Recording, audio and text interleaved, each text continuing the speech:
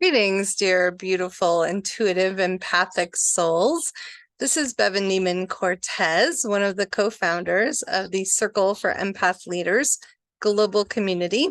We are a sanctuary for those who are serving and giving, volunteering, leading in different parts of your life to come in and really be nurtured and learn how to be a sensitive lifestyle designer. And speaking of, I'm actually sitting in my beautiful backyard. It's a little sunny back there, so you can't really see as much. And you can hear my neighbor next door playing some wonderful Mexican music. I live in Chihuahua, Mexico. And at any given time throughout the day, a different neighbor will be playing some different kinds of music. Sometimes it's very slow and sweet and instrumental, and other times it's more fast. And I'm learning how to pick up language through this, and it's bringing in a good vibe. So I thought I would share that with you. You can hear all the beautiful birds. And this is a part of being a sensitive lifestyle designer. It's a part of really figuring out what nurtures you, right? And the two cards, I'm actually going to show you two cards today, we'll really talk about this at a very deep level. And I have a lot of experience with this situation. So the first card, and this is a weekly reading that I do, and they're really timeless. So regardless of what day you see this, some of the messages might be for you, and just leave whatever doesn't resonate. Let's start with this one, okay? You can see that this is called the Hero of Fire, right? It's in the Dreams of Gaia deck. I love this little deck. And basically, the Hero of Fire is the person who comes whenever something's going wrong. Right, whenever something's going wrong. So in certain aspects of society, we need the hero of fire. We need someone to get up and come when there's an emergency, whether there's an actual fire, whether there's perhaps it's a weather emergency, perhaps it's a medical emergency. These are times when we really do need someone to get up right away. And, if we have, for example, maybe a parent who's elderly and needs support, we might need to go right away to that kind of thing. If we have young children who, need to be fed and are, hungry or tired, we might need to respond right away. So there's a lot of times in our lives when we need to be this hero of fire. We need to respond right away. We need to kick it into action. It's kind of like doing without thinking, right? We just jump in and we just help and we just take care of it. But there's a lot of times as empaths and sensitive people that we do this without it being an actual emergency, without it being a sense of urgency. We do it because it's habitual. We do it because we see ourselves as saviors. Sometimes we even feel like we have a cape on our back, right? Do-do-do-do, here I come to save the day. And it can be unhealthy for us to always be in this hero's, this responsive or even reactive state. Always trying to take care of everything. Maybe a friend calls you and they're really upset and they need to vent and you're always there for them. Or maybe your boss is like, hey, I need someone to volunteer for this project. And you're like, I'll do it. I'll take care of it. I did that for years, right? So we overwork, we overgive, we overcommit, we overschedule because we don't want to say no. Right? We're afraid if we say no, that the big bad bear is going to come out. Someone's going to get angry with us. Someone's going to leave us, perhaps, right? If we say no. And it's just really important to understand when you have these tendencies that you always have to be aware of why you're saying yes to something. Why are you jumping in?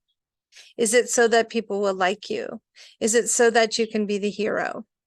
Is it so that you can feel good about yourself for donating, volunteering, doing all the things, right? What is our motivation here?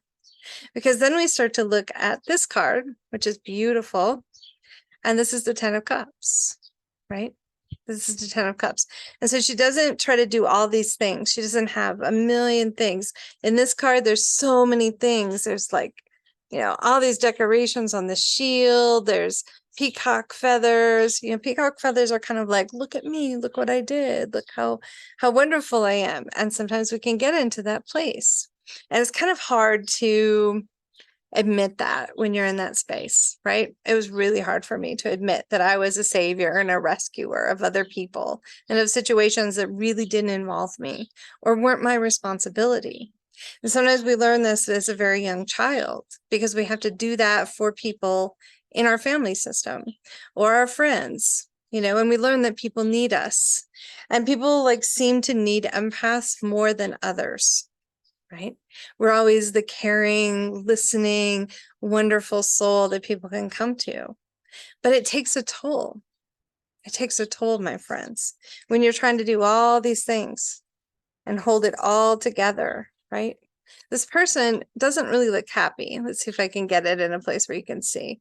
They don't really look happy, but they're determined. I'm going to take care of it, right? So let's talk about her. Let's talk about this energy, right?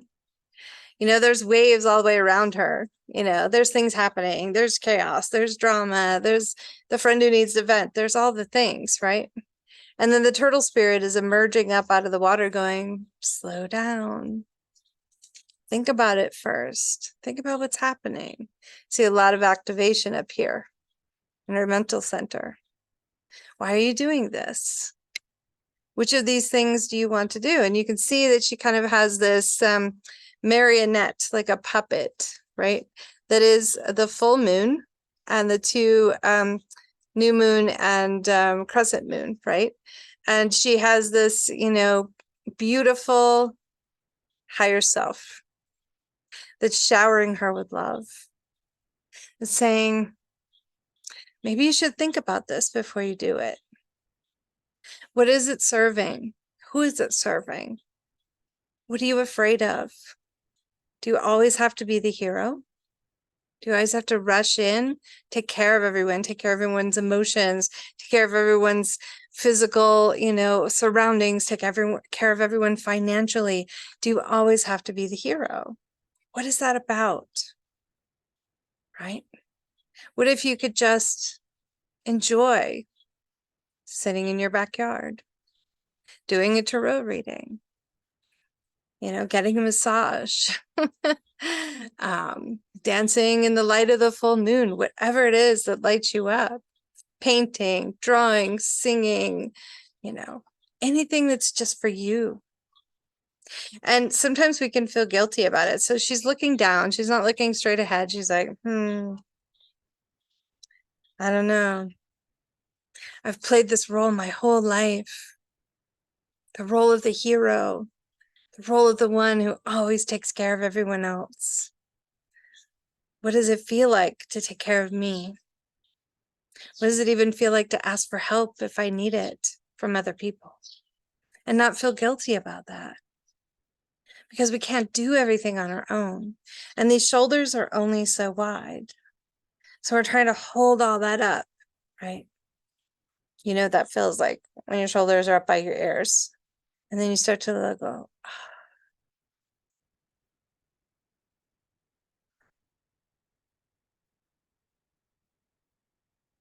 And you watch as these different pieces of turmoil go around you. And if there really is an emergency, obviously deal with that. But if it's not, maybe just enjoy some music. Maybe enjoy the birds. Or the rooster that's behind you, right? So these are times when we are called to be self-focused. When it's so important for us to toot our own horn, crow for ourselves, if you will, right? Flow with what's happening around you. I have no idea that the rooster is going to crow, but I'm just flowing, right? You see her. She's just flowing. She's like, I'm just flowing with what's around me. I don't need to get panicked. I don't need to try to control it. And some of it I can just let flow by. As a matter of fact, most of it I can let flow by. And I can flow more with the cycles of the divine feminine, with the magnetic part of ourselves. It says it's okay to receive. We don't always have to be giving. We don't always have to be fixing. We don't always have to be the savior or the hero of fire. So I'd love to hear how this particular reading resonates with you. You know, what are you discovering here about your energy?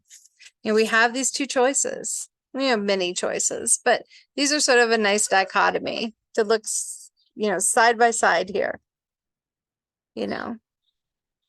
And, you know, what if you can just lift your head up, even as the 10 of Cups, and go, I'm happy with letting it flow by. And just watch it go. That's not mine. That's not mine. That might be a little bit mine. I'll work on that a little bit. Most of it is not. So weigh in here, my friends. Love to hear what you have to say. I'm so glad you got to come back here and experience my world. Here's a little bit of the way that I'm living and what I'm enjoying and how I'm letting go of the hyper productivity, the hyper focus, the need to be on, and the need to take care of everyone else. Just enjoying my life, being present, being grateful, and watching it flow by when it's not mine. Be well. On that note, I'll see you soon.